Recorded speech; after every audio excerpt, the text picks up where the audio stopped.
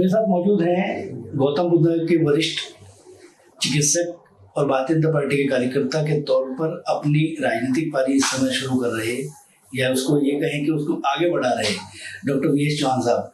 Doctor VS Chauhan की योग्यता को देखते हुए पार्टी ने एक बड़ा निर्णय लिया और ईएसआईसी बोर्ड के लिए जो कमेटी बनती है उस कमेटी के सदस्य के तौर पर उन्हें नामित किया गया। बहुत सारी जो व्यवस्थाएं हैं वो व्यवस्थाएं किस तरीके से संचालित हो रही हैं, इनका क्या मानना है, आज इन पर विशेष बात करेंगे। तो सबसे पहले आपका बहुत बहुत स्वागत।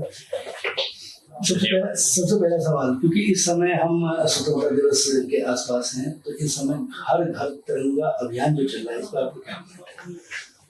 देखिए, जैसा आप सब जानते हैं और हम सब समझते हैं कि भारतीय जनता पार्टी शासन के लिए राजनीति नहीं करती है। भारतीय जनता पार्टी राष्ट्र के गौरव, सम्मान, अखंडता और मजबूती के लिए काम करती है।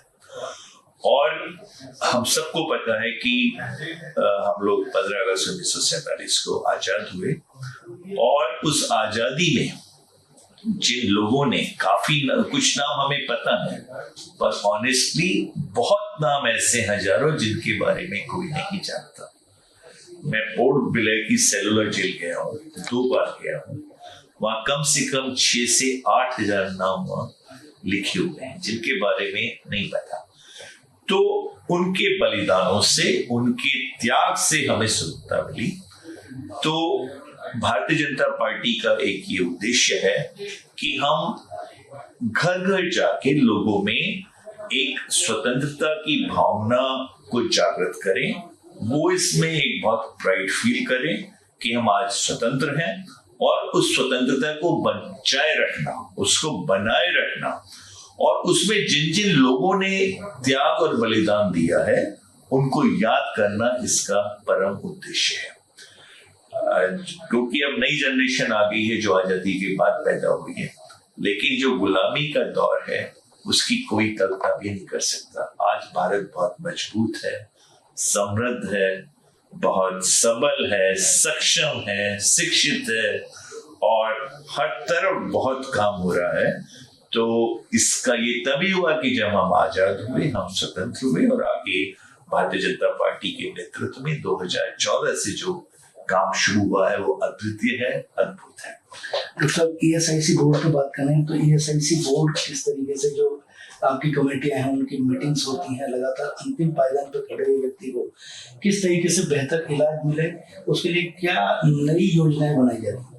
देखिए, जब तक मैं ईएसआईसी बोर्ड का मेंबर नहीं था तब तक मुझे भी नहीं पता था कि ये ईएसआई कॉर्पोरेशन क्या है। ये एक्ट 1948 में बना था और हमारे कामगारों के लिए, श्रमिकों के लिए बना था, और उनके जो बेनिफिशियरी, उनके जो परिवार है।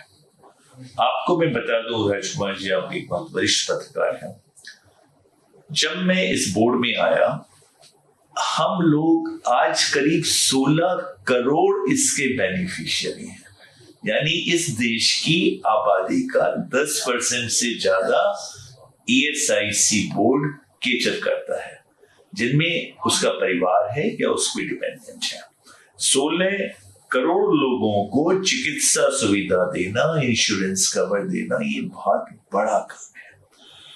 मैं आपको और बताना चाहूंगा, ईएसआईसी बोर्ड के रफली 170 हॉस्पिटल्स हैं, 1600 डिस्पेंसरी हैं और 11 मेडिकल कॉलेजेस हैं, और वहां पर बहुत आधुनिक मेडिकल कॉलेजेस में जो एक टर्शरी केयर दिया जा रहा है, कीमोथेरेपी है, ऑन्को है, जॉइंट रिप्लेसमेंट है, एंजियोप्लास्टी है, और हम लोग बोर्ड में ये लगातार सुझाव दे रहे हैं। आपको जान के बहुत खुशी होगा कि मैंने मुरादाबाद में एक 100 बेड का हॉस्पिटल, क्योंकि मैं वहां से टिकट के लिए परिश्रम कर रहा था, लेकिन मुझे पता पड़ा कि वहाँ ईएसआईसी का हॉस्पिटल ही नहीं है। मुरादाबाद के लोगों को बरेली जाना पड़ता है। तो मैंने कहा था टिकट हो या ना हो, लेकिन मैं हॉस्पिटल जरूर बनवा दूंगा। तो मैं बहुत हर्ष के साथ और बहुत प्राइड के साथ कह रहा हूँ कि 100 बेडेड हॉस्पिटल वहाँ सैंक्शन हो गया है। ग्रेटर नोएडा में 350 बेड का हॉस्पिटल सैंक्शन हो गया है। बहुत जल्दी माननीय योगी जी आके उसका शिलान्यास करेंगे मुरादाबाद और ग्रेटर नोएडा भी। और क्योंकि हमें वर्कर को देखना है, और ये सिर्फ हेल्थ नहीं है, इंश्योरेंस है, बहुत फैसिलिटीज है।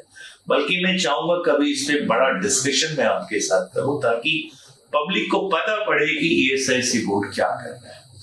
या हम लोग मैटरनिटी बेनिफिट देते हैं 6 महीने का। किसी कामगार को अगर काम करते हुए मृत्यु हो जाए तो उसकी विधवा को पूरा सैलरी मिलेगा जब तक वो रिटायर होता, सारी सुविधाएं मिलेंगी। कोई डिसेबल हो जाए उसको पूरा सैलरी मिलेगा और डिसेबिलिटी बेनिफिट मिलेंगे। और मैं आपको बता दूं, इसमें अनलिमिटेड सुविधा है। इसमें कहीं कुछ ऐसा नहीं है कि कोई कैप है। जो क्रॉनिक रीनल फेलियर है, जॉइंट रिप्लेसमेंट है, आपके लीवर ट्रांसप्लांट है, सब कुछ इसमें कवर है, अनलिमिटेड। और इसमें रफली 0.25% कंट्रीब्यूशन एम्प्लॉय करता है और 7.75% कंट्रीब्यूशन एम्प्लॉयर करता है। और ये बढ़ता जा रहा है क्योंकि भारत बहुत इंडस्ट्रियलाइजेशन की तरफ जा रहा है। इसमें मैं आपको बता दूं, इवन बीडी वर्कर्स को ऐड किया जा रहा है। इवन जो कंस्ट्रक्शन साइट है, जो नॉन अनऑर्गेनाइज सेक्टर है, इवन उनको इसमें शामिल करने की जरूरत है। जैसे घर की मेट्स हैं, कंस्ट्रक्शन साइट पे जो काम हो रहा है, तो बहुत विस्तृत। और हमारे माननीय प्रधानमंत्री नरेंद्र मोदी जी के नेतृत्व में और हमारे जो मंत्री हैं मनसुख भाई मांडविया जी के दिशा निर्देश से बहुत अच्छे से काम हो रहा है। और इसमें हम लोग आगे बढ़ रहे हैं और कम से कम 8 से 10 मेडिकल कॉलेजेस खोले जा रहे हैं। कम से कम 10, 15, 20 और अस्पताल पाइपलाइन में है। और सुविधाएं दिन पे दिन बढ़ती जा रही है क्योंकि बेनिफिशियरी भी बहुत बढ़ रहे हैं। मेडिकल फील्ड एक ऐसा फील्ड है जिसमें आप कितनी भी सुविधाएं कर ले वो हमेशा कम रहेगी, क्योंकि लाइफ एक्सपेक्टेंसी बढ़ रही है, लोगों की अपेक्षाएं बढ़ रही हैं। और ये एक अलग से बहुत बड़ा टॉपिक है। एक और मैं बता दूं राजकुमार जी, जो भी ईएसआई के एम्प्लॉयज हैं, उनके जो बेनिफिशियरी हैं, उनके बच्चों के लिए मेडिकल कॉलेज में 15% सीट का रिजर्वेशन है।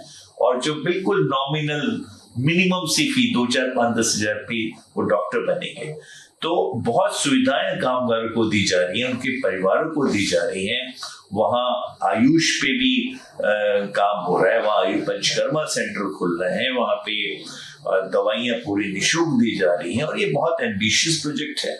और 16 करोड़ की फिगर आप खुद समझ लीजिएगा, ये पूरे भारतवर्ष की पॉपुलेशन के 10% से ज्यादा ही बहुत बड़ा कमिटमेंट।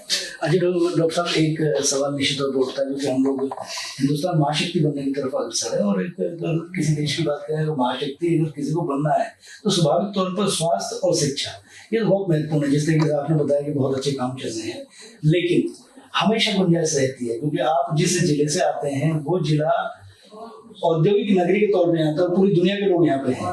तो यहाँ पर किस तरीके से और अभियान चलाने की आवश्यकता, क्या कुछ यही महसूस करते हैं? देखिए, यहाँ पे मुझे लगता है मैं यहाँ के एम्प्लॉयर्स से भी कहूंगा और एम्प्लॉयज से भी कहूंगा कि प्रोबेबली अवेयरनेस कम है अभी। मुझे लगता है बहुत कवरेज हो सकता है। और इसमें मेरा कहना है अपने जो एम्प्लॉयर्स हैं, जो एंटरप्रेन्योर्स हैं, कि ये एक प्राइड के रूप में लें कि हम एक अपने कामगार को, एक अपने वर्कर को, जिनकी सैलरी 21,000 तक है, ईएसआई वहीं लागू होता है, पर हम अब इस लिमिट को 27,000 या 30,000 तक ले जाने के लिए हमने ऑलरेडी बोर्ड में सजेशन दिए हैं। तो ये जिम्मेदारी है। हम सिर्फ हम अच्छे हों इससे काम नहीं होगा। हमें सारे समाज को और जो वंचित वर्ग है उसको भी साथ लेके चलना पड़ेगा। They should feel a pride कि मैं अपने कामगारों को पूरी स्वास्थ्य योजनाएं दे रहा हूं। और उनके जो खतरे भी हैं, कहीं इंडस्ट्री में एक्सीडेंट्स होते हैं, चोट लगती है, बिजली की करंट लगते हैं, डेथ्स होती है, इवन आते जाते अगर रास्ते में होती है, ये सब उसमें कवर्ड है। तो उस परिवार के लिए बहुत बड़ी सुविधा है।